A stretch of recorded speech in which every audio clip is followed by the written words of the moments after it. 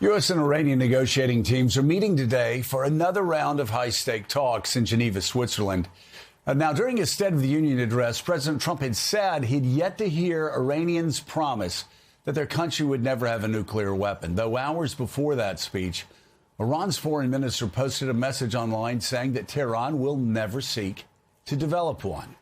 Secretary of State Marco Rubio talked about today's meetings with Caribbean leaders, and after that meeting, this is some of what he said. Well, I think tomorrow Steve and Jared will be there. I think they're on their way there now, actually. And the president was very clear last night that he always prefers diplomacy. But I want you to understand, and everyone should know, that Iran poses a very grave threat to the United States and has for a very long time. They are in possession, first and foremost, after their nuclear program was obliterated. They were told not to try to restart it, and here they are. You can see them always trying to rebuild elements of it. They're not enriching right now, but they're trying to get to the point where they ultimately can. The other thing I would point you to, however, is that Iran possesses a very large number of ballistic missiles, particularly short-range ballistic missiles that threaten the United States and our bases in the region and our partners in the region. And all of our bases in the UAE, in Qatar, in Bahrain. And they also possess naval assets that threaten shipping and try to threaten the U.S. Navy.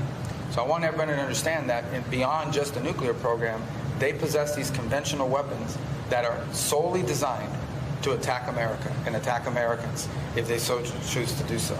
These things have to be addressed.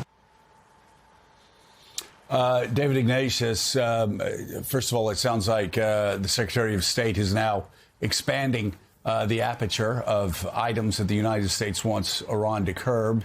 Secondly, I heard about a possibility of an economics incentive coming from Iran to Washington to try to encourage Donald Trump to support peace. But third, I'm really curious, based on your conversations with leaders throughout the region, diplomats throughout the region, I'm curious how much is riding on today's talks in Geneva.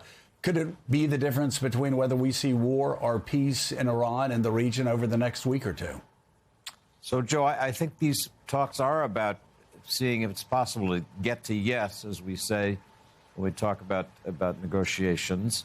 The U.S. has been conducting what I would call coercive diplomacy with Iran now for many months. President Trump said during his State of the Union what he wants. He said they need to say the secret words that they will not make a nuclear weapon.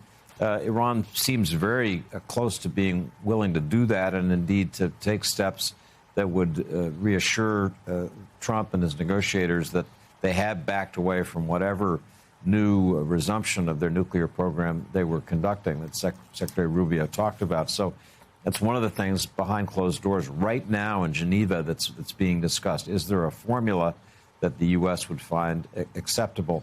I think the difficulty is that leaves a powerful Iran with this ballistic missile program that has hit Israel. Israel was rocked during the 12-day war by Iranian ballistic missiles. Israel has a strong interest in those being curbed. So does Saudi Arabia, the United Arab Emirates, which are just across the Gulf. And there's going to need to be some other forum for discussion of the missile issue. Everyone has said that's really not the topic for these Geneva negotiations. And finally, Joe, we have this enormous military force that's poised to take action.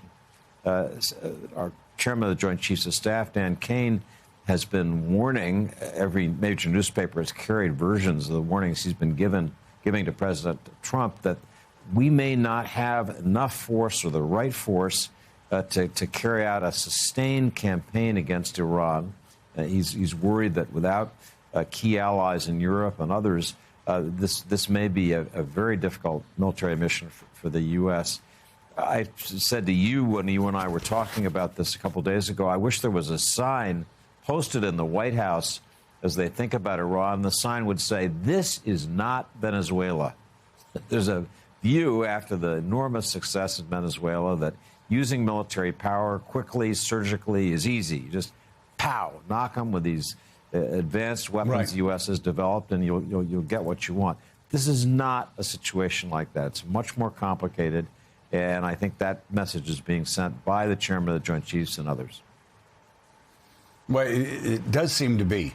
sent by the chairman of the Joint Chiefs. It does seem, though, that there are many senators on Capitol Hill who are not receiving that message, who are encouraging the president to move forward with attacks on Iran. But as I said back to you, this is not Venezuela. I don't even think it's Iraq.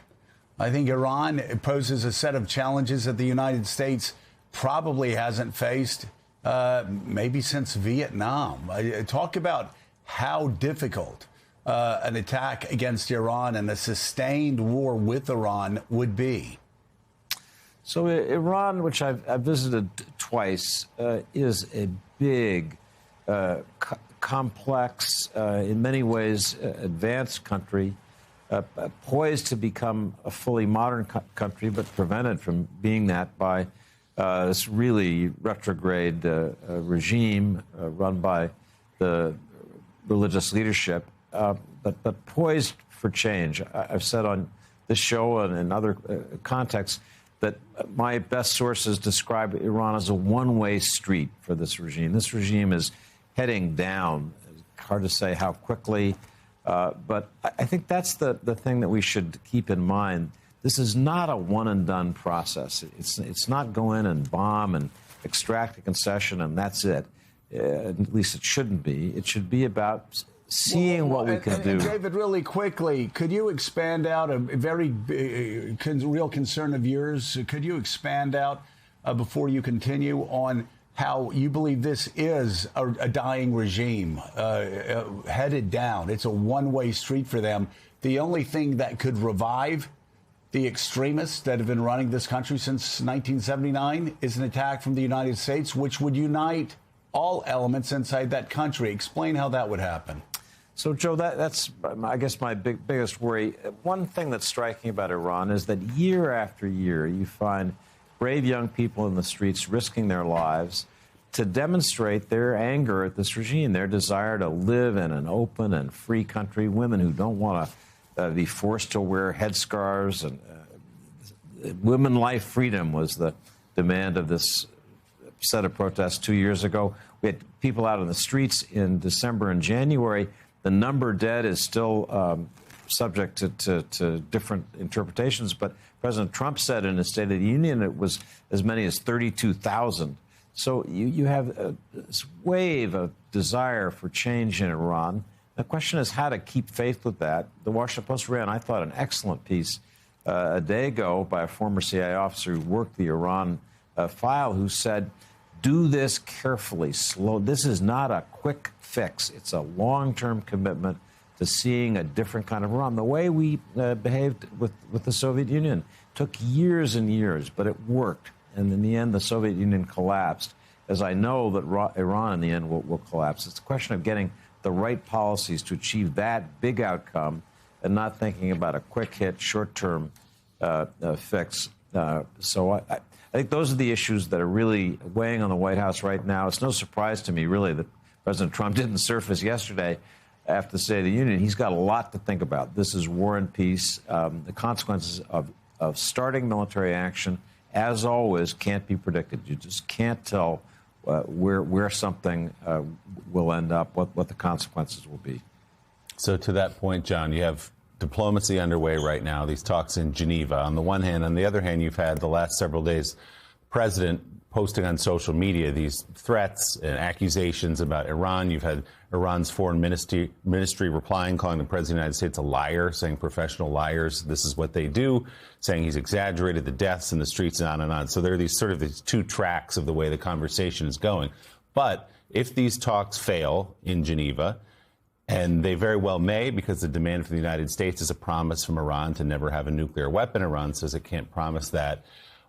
Is this administration prepared to make some kind of a strike that could lead to a wider war in Iran? So with President Trump, we always have to keep in mind how he personalizes foreign policy, and the perception. He's deeply concerned about not appearing weak. So I think that I've been told reliably by advisors, his preference is to get a deal, but it's going to have to be a good deal, a deal that he can really claim as a big win. We solved this, let's walk away.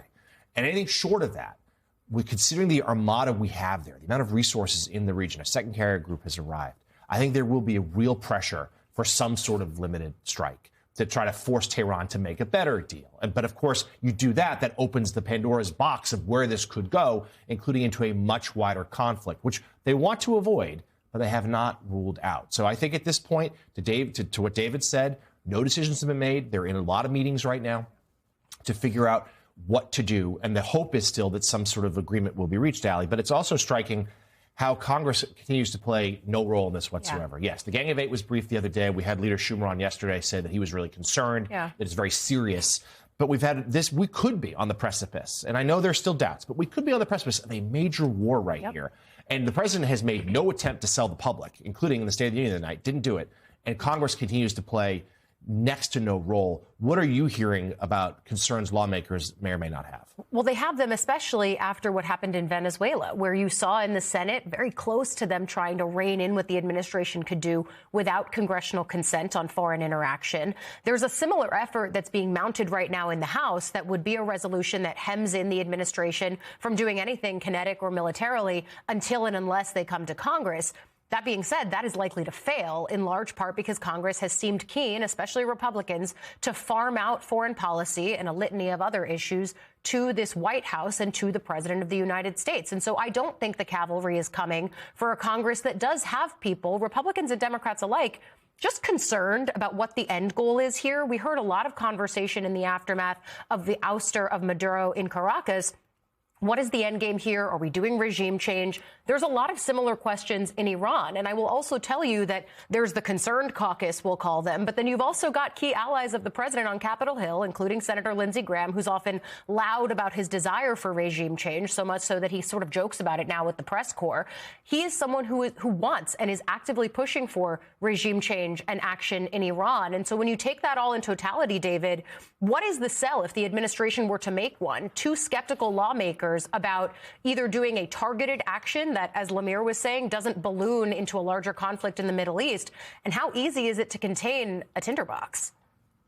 So with any war, once you start, you don't know how fast the tinder is going to spread, and that's what concerns our military.